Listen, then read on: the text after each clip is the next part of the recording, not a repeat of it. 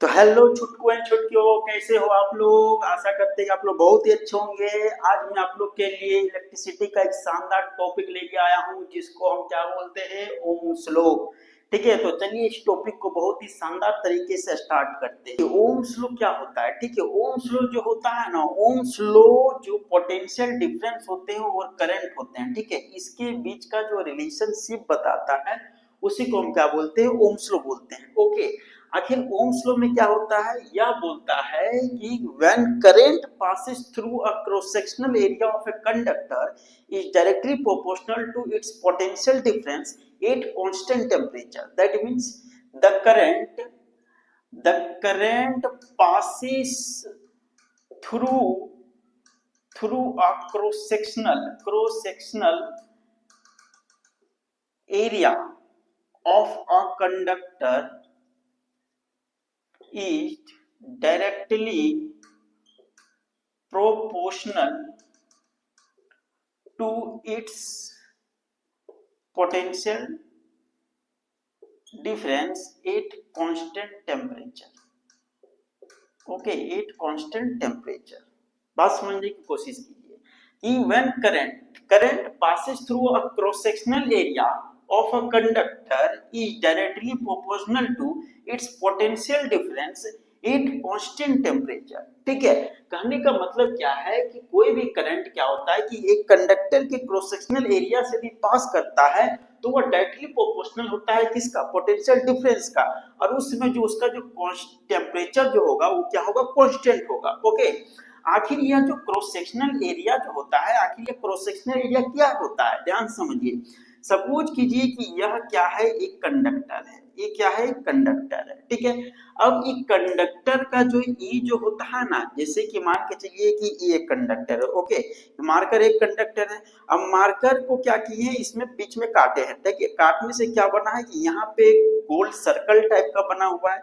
ठीक है, तो यही सर्कल इसका क्या हो गया, क्रॉस सेक्शनल एरिया हो गया। ठीक है, उसी तरह क्या होता है कि एक कंडक्टर है और इस कंडक्टर का जो यहाँ कटा हुआ जो भाग है, जहां से काटा गया है, यही इसका क्या हो गया, क्रॉस सेक्शनल एरिया हो गया। ओके, अब करंट क्या करता है ना, करंट इस क्रॉस सेक्शनल एरिया से क्या करता है, जब इसमें पास करता है तो इस कंडक्टर का जो पोटेंशियल डिफरेंस है, ठीक है, वह इस करंट का क्या होता है, डायरेक्टली प्रोपोर्शनल होता है। क्या होता है, डायरेक्टली प्रोपोर्शनल होता है। ठीक है, और इसका टेम्परेचर उस समय क्या होता है, कांस्टेंट होता है। टेम्परेचर क्या होता है, कांस्टेंट होता है।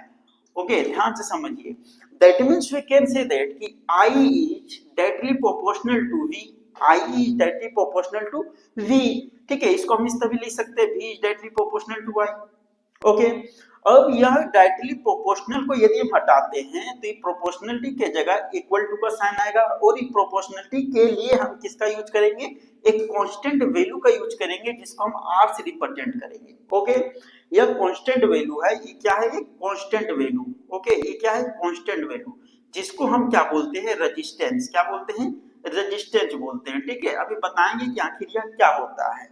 अब इस रेजिस्टेंस को यदि हम यही रहने देते हैं, इस रेजिस्टेंस को यही रहने देते हैं, और ये आई करंट को यदि इधर ट्रांसफर करते हैं तो आर और आई क्या मल्टीप्लाई में है, इधर आएगा तो क्या हो जाएगा, डिवाइड हो जाएगा। यानी दैट मींस V बटा आई इक्वल टू आर हो जाएगा। ओके, यानी यहां से क्या होता है, रेजिस्टेंस का फॉर्मूला निकलता है। ठीक है, यही आपका क्या है, ओम्स लॉ है, जहां पे आर क्या है, हमारा कांस्टेंट है। ओके, अब हम बात करते हैं कि आखिर यह जो आर है, आर क्या होता है। ठीक है, उससे पहले हम जान लेते हैं कि यह जो ओम्स लॉ है, ओम्स लॉ में जो आर आया, ठीक है, ये रेजिस्टेंस, इसका यूनिट क्या होता है, इसका यूनिट को हम बोलते हैं ओम बोलते हैं। क्या बोलते हैं, ओम। ठीक है, जिसका साइन होता है इस तरह, इसको हम ओमेगा बोलते हैं। क्या बोलते हैं, ओमेगा बोलते हैं। ठीक है, यही इसका क्या होता है, यूनिट का सिंबल होता है। ओके, और डायरेक्ट इसका यूनिट का बात करें तो यूनिट क्या होता है, ओम होता है। ठीक है, अब आगे बात करते हैं हम लोग रेजिस्टेंस के बारे में। ध्यान से समझने की कोशिश कीजिएगा, आखिर रेजिस्टेंस क्या होता है। ठीक है, जैसे कि फॉर्मूला पहले हम लिख देते हैं कि R इक्वल टू V बटा आई, यहाँ पे हमने लिख चुका है। ओके, अब यहाँ पे देखिए, रेजिस्टेंस जो होता है ना, रेजिस्टेंस कोई सबस्टांस नहीं है। रेजिस्टेंस क्या है, एक कंडक्टर का प्रॉपर्टी है। रेजिस्टेंस क्या है, एक कंडक्टर का प्रॉपर्टी है। यहाँ ध्यान से समझिए थोड़ा सा, यहाँ देखिए R जो है ना, वह I का क्या है, इनवर्स है। ठीक है, इनवर्स मतलब कि आर यदि डबल होगा ना, आर यदि डबल होगा तो ई भी क्या हो जाएगा, ई क्या हो जाएगा, हाफ हो जाएगा, ई क्या हो जाएगा, हाफ हो जाएगा। ओके, और यदि हाफ होगा तो ई क्या हो जाएगा, डबल हो जाएगा। बात समझने की कोशिश कीजिए। कहने का मतलब क्या है, यदि कहीं पर कोई कंडक्टर में यदि करंट का सप्लाई जो है यदि कम है, ठीक है, तो वहां रेजिस्टेंस क्या होगा, ज्यादा होगा, और रेजिस्टेंस कहीं पर यदि ज्यादा है तो वहां करंट क्या होगा, कम होगा। ओके, अब बात करते हैं कि आखिर रेजिस्टेंस किसे कहते हैं। ये जो रेजिस्टेंस जो है ना, रेजिस्टेंस कोई थिंग्स या कोई सब्सटेंस नहीं होता है।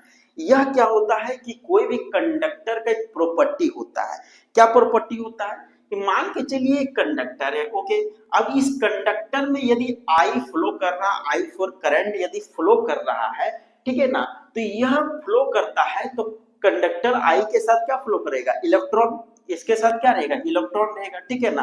तो यह इलेक्ट्रॉन जब इसमें फ्लो करता है तो पहले से इस कंडक्टर में क्या रहते हैं, इलेक्ट्रॉन प्रेजेंट रहते हैं, ठीक है ना। तो वह इलेक्ट्रॉन क्या करता है ना, इस फ्लोइंग इलेक्ट्रॉन को रोकने की कोशिश करता है। क्या करता है, रोकने की कोशिश करता है, यानी इसके लिए रुकावट बनता है। दैट मींस इलेक्ट्रॉन को रोक रहा है, दैट मींस करंट के लिए भी रुकावट बन रहा है, ठीक है ना, इस करंट के लिए भी रुकावट बन रहा है। That means we can say that कि रेजिस्टेंस कोई भी कंडक्टर का वह प्रॉपर्टी है जिसमें यदि करंट फ्लो कर रहा है ना तो उसके लिए बाधा बनता है, उसको रोकने का काम करता है, ठीक है। उसी को हम क्या बोलते हैं, रेजिस्टेंस बोलते हैं। क्या बोलते हैं, रेजिस्टेंस बोलते हैं, ठीक है। एक एग्जांपल समझिए, मान के चलिए कि आप कोई एक पाइप से क्या कर रहे हो, पानी को ले जा रहे हो, पाइप से क्या कर रहे हो, पानी को ले जा रहे हो, ठीक है, इधर से पानी फ्लो कर रहा है ना। अब यहाँ पे कोई चीज आप डाल दी हो, जब डालोगे तो पानी के फ्लो को क्या करेगा, ये रोकेगा, ये क्या करेगा, रोकेगा, ठीक है ना। यानी इसके लिए पानी के फ्लो के लिए क्या बन रहा है, रेजिस्टेंस का काम कर रहा है। क्या बन रहा है, रेजिस्टेंस, यानी पानी के फ्लो के लिए बाधा बन रहा है, ठीक है ना, रेजिस्टेंस का काम कर रहा है। उसी तरह कंडक्टर में भी होता है कि जब करंट पास करता है, ठीक है, तो रेजिस्टेंस क्या करता है, रेजिस्टेंस इस करंट को रोकने का काम करता है, यानी उसके लिए बाधा बनने का काम करता है। उसी को हम क्या बोलते हैं, रेजिस्टेंस बोलते हैं। क्या बोलते हैं, रेजिस्टेंस बोलते हैं। ओके, लेकिन यहाँ पे एक बात नहीं समझ में आया हमको कि आखिर जो यह ओम्स लॉ में था, रेजिस्टेंस को एक कांस्टेंट वैल्यू माना गया, कांस्टेंट वैल्यू माना गया, और हमने अभी बोला कि रेजिस्टेंस बढ़ भी सकता है, घट भी सकता है। आखिर ऐसा कैसे हुआ। कहने का मतलब क्या है कि ओम्स लॉ में जो होता है ना, ओम्स लॉ में रेजिस्टेंस का जो वैल्यू जो होगा ना वह कांस्टेंट होगा। यदि रेजिस्टेंस का वैल्यू कांस्टेंट नहीं होगा तो ओम्स लॉ वहां पे अप्लाई होगा ही नहीं। बात समझने की कोशिश कीजिए कि यदि ओम्स लॉ को वहां काम करना है, ओम्स लॉ को यदि वहां अप्लाई होना है तो रेजिस्टेंस कांस्टेंट होना पड़ेगा। बात समझने की कोशिश कीजिए, ठीक है ना। रेजिस्टेंस क्या होना पड़ेगा, कांस्टेंट होना पड़ेगा। कैसे, हम इसको एक ग्राफ के माध्यम से समझाते हैं आपको, ठीक है। यहाँ ध्यान दीजिए, मान के चलिए कि यहाँ पे आई का जो वैल्यू है 0.1 है ना, 0.2, 0.3, 0.4, 0.5 है, ठीक है, और v का जो वैल्यू है ना 1, 2, 3, 4, 5 है। ये सारे क्या है, एम्पियर में है, ये सारे क्या है, वोल्ट में है, ठीक है। कोई दिक्कत यहाँ पे नहीं। अब आगे समझने की कोशिश कीजिए। ओके, अब इसका यदि हम एक ग्राफ ड्रॉ करते हैं, क्या करते हैं, ग्राफ ड्रॉ करते हैं, जैसे कि इस तरह लेते हैं, यहाँ पे हो गया 0, ई हो गया यहाँ पे करंट, क्या हो गया, करंट हो गया, ठीक है, जिसको हम आई बोलते हैं, और यहाँ पे क्या हो गया, पोटेंशियल डिफरेंस, जिसको हम वी बोलते हैं। ओके, करंट का फर्स्ट वैल्यू क्या है, 0.1 यहाँ पे लिख दिए, ये हो गया 0.2 हो गया, 0.3 हो गया, 0.4 हो गया और 0.5 हो गया, ठीक है। उसी तरह पोटेंशियल डिफरेंस 1 हो गया, 2 हो गया, 3 हो गया, 4 हो गया और 5 हो गया। ओके, इसको थोड़ा दूर में कर देते हैं, थोड़ा दूर दूर, थोड़ा सा यहाँ पे 4 करते हैं और यहाँ पे 5 करते हैं। ओके, अब यहाँ पे ध्यान दीजिए कि यदि इसका यदि रेजिस्टेंस निकालेंगे, यानी ये क्या हो गया, I1 हो गया, I2 हो गया, I3 हो गया, I4 हो गया, I5 हो गया, उसी तरह ही हो गया V1, V2, V3, V4 और V5। अब सब का यदि हम रेजिस्टेंस निकाल रहे हैं, सबका क्या कर रहे हैं, रेजिस्टेंस निकाल रहे हैं, ठीक है ना, सबका रेजिस्टेंस निकाल रहे हैं। ओके, रेजिस्टेंस निकालने से पहले इस ग्राफ को पहले ध्यान से देखिए, ठीक है। ग्राफ यदि बनाएंगे तो रेजिस्टेंस का पता चल जाएगा। कैसे पता चलेगा अभी बताते हैं, ठीक है।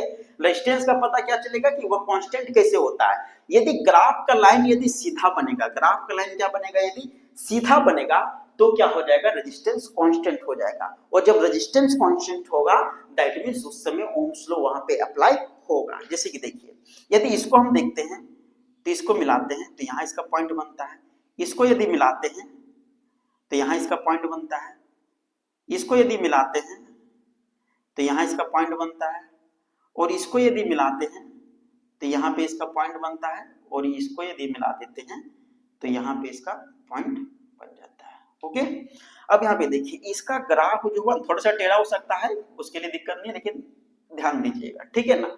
ये क्या हो गया, इसका लाइन क्या हो गया, स्ट्रेट, इसका लाइन क्या हो गया, स्ट्रेट। दैट मींस इसका लाइन यदि स्ट्रेट हुआ ना, ये क्या है आपका रेजिस्टेंस है, क्या है, रेजिस्टेंस। यानी यह जो लाइन क्या शो कर रहा है, रेजिस्टेंस शो कर रहा है, ठीक है ना। यदि लाइन स्ट्रेट हो गया दैट मींस ये रेजिस्टेंस है। स्ट्रेट होने का मतलब क्या है कि इसका वैल्यू जो है कांस्टेंट है।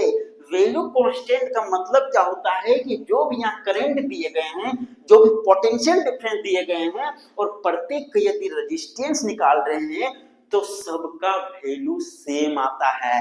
जब सबका वैल्यू सेम आएगा ना तो हम कह सकते हैं कि रेजिस्टेंस क्या है, कांस्टेंट है। अरे कांस्टेंट कब होता है, जब किसी चीज का वैल्यू चेंज हो भी नहीं कर रहा है। जब चेंज नहीं हो रहा है दैट मींस वो कांस्टेंट है।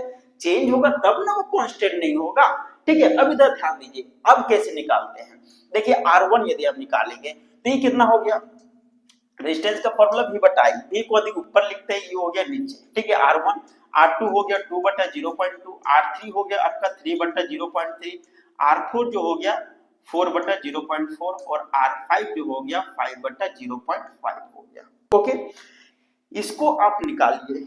इसको यदि आप निकालोगे तो कितना वैल्यू होगा आप बताइए। इसको यदि आप निकालोगे तो कितना वैल्यू होगा, ये पॉइंट हटेगा, यहाँ पे हो जाएगा 10, कितना हो जाएगा 10, 1 से 10 को डिवाइड दोगे 10 होगा।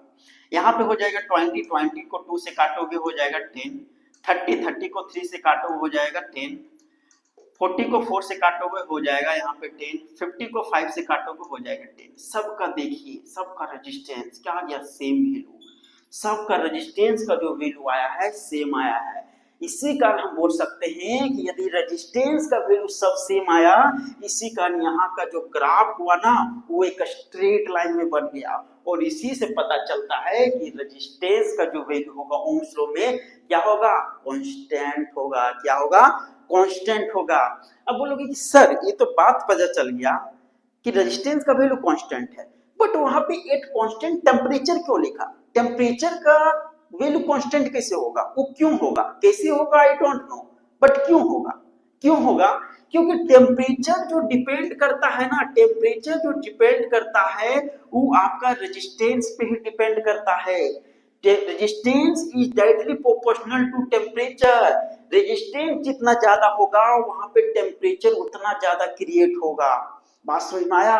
इसी कारण रेजिस्टेंस यदि कांस्टेंट है तो टेम्परेचर भी क्या होगा, वहां पे कांस्टेंट होगा। बात समझ में आया। अब देखिए आगे, आखिर रेजिस्टेंस अब तो कांस्टेंट समझ में आ गया, अब रेजिस्टेंस बढ़ता और घटता कैसे है, ठीक है, वो हम समझने की कोशिश करते हैं। ठीक है, तो रेजिस्टेंस का हाई होना, लो होना, या कोई भी कंडक्टर के उसके लेंथ, उसके थिकनेस, वो कंडक्टर किससे बना है, that means nature of material of conductor, ठीक है, और उसके टेम्परेचर पे डिपेंड करता है। ठीक है, दैट मींस हम कह सकते हैं कि रेजिस्टेंस जो होता है ना, रेजिस्टेंस जो डिपेंड होता है किस पे डिपेंड होता है, कोई भी कंडक्टर के, कोई भी कंडक्टर के लेंथ पर, उसके थिकनेस पर, ओके, उसके नेचर ऑफ मटेरियल पर, नेचर ऑफ मटेरियल पर, एंड टेम्परेचर पर डिपेंड होता है। बात समझने की कोशिश कीजिए। आखिर कह सकते हैं कि कोई भी कंडक्टर का यदि लेंथ, कंडक्टर का लेंथ जितना ज्यादा होगा रेजिस्टेंस उतना ही क्या होगा, ज्यादा होगा। That means length is directly proportional to resistance, resistance जितना ज्यादा लेंथ भी उतना ज्यादा, यानी कहने सॉरी हम थोड़ा उल्टा बता दिए, ठीक है, इस तरह समझिए कि लेंथ जितना ज्यादा होगा, कंडक्टर का लेंथ जितना ज्यादा होगा, रेजिस्टेंस भी क्या होगा उतना ज्यादा होगा। ओके, उसी तरह यदि थिकनेस का बात करते हैं तो कंडक्टर का जो थिकनेस, कंडक्टर का जो थिकनेस जो होता है ना, जितना ज्यादा होगा ना उसका रेजिस्टेंस उतना कम होगा, उसका रेजिस्टेंस क्या होगा, कम होगा। थिकनेस जितना ज्यादा रेजिस्टेंस उतना कम होगा। ओके, और नेचर ऑफ मटेरियल का मतलब क्या हुआ कि वह जो कंडक्टर जो बना है वह किस चीज से बना है, क्योंकि हमने अभी बताया कि रेजिस्टेंस कोई वस्तु नहीं है, रेजिस्टेंस एक प्रॉपर्टी है किसका, कंडक्टर का। तो कंडक्टर जिस वस्तु से बना हुआ है उसी पे डिपेंड करेगा कि उस कंडक्टर का रेजिस्टेंस कितना ज्यादा है कि कितना कम है। That means we can say that कि नेचर ऑफ मटेरियल में क्या होते हैं कि कोई भी कंडक्टर का यदि रेजिस्टेंस हाई या लो किया जाता है तो किसी चीज से बनाया जाता है, जिसको हम क्या बोलते हैं, अलॉय बोलते हैं। क्या बोलते हैं, अलॉय बोलते हैं, अलॉय, ठीक है ना, क्या बोलते हैं, अलॉय बोलते हैं, ठीक है। जैसे कि कौन कौन अलॉय का प्रयोग किया जाता है, जैसे कि होता है नाइक्रोम, नाइक्रोम हो गया, ठीक है, मैंगेनीन हो गया, मैंगेनीन, फिर क्या हो गया आपका कॉन्स्टेंटन हो गया, क्या हो गया, कॉन्स्टेंटन, ठीक है। यदि नाइक्रोम का यदि बात करते हैं तो नाइक्रोम किससे बना होता है, नाइक्रोम में आपका क्या रहता है, निकेल रहता है प्लस क्रोमियम रहता है, ठीक है ना।